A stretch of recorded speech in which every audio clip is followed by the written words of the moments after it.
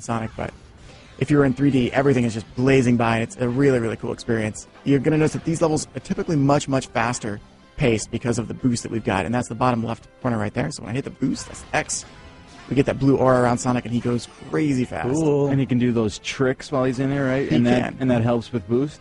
It does. The tricks will refill the boost. Gotcha. Now, the gameplay mechanics look kind of similar to Colors, They are. which is a good thing, because Colors was awesome. Yeah, Colors is a great game. Yes.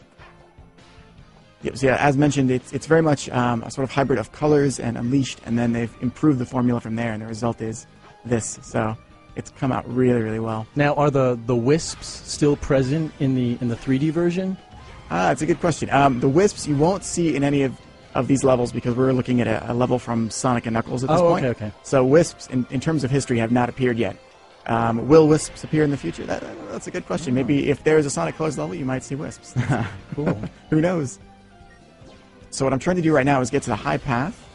There we go. And the boost that I'm using here is kind of it's a double-edged sword because you can't just hold boost to win, as I've seen people on our forums, try to say, those naysayers. It actually requires a lot of skill to use boost effectively and often. So the trick is that as you play more, as you practice, just like the original Sonic games, as your skill improves, you can complete the levels much, much faster. You can get your time down. And then, of course, you can see how you fare against other people on the internet. Man, you are good. It's like therapeutic watching you play. It's very, very relaxing. It should be a calming experience, yeah. Awesome. So here is another area where we've got multiple different paths. Actually, every single level in this game, both as classic and as modern, has multiple paths in almost every variation, and they'll converge and they'll split up again. Let's see if I can make it. There we go. Were you switching back and forth on your own just now, or that's just part of the way the path goes? That's the way the camera pans. Oh, okay.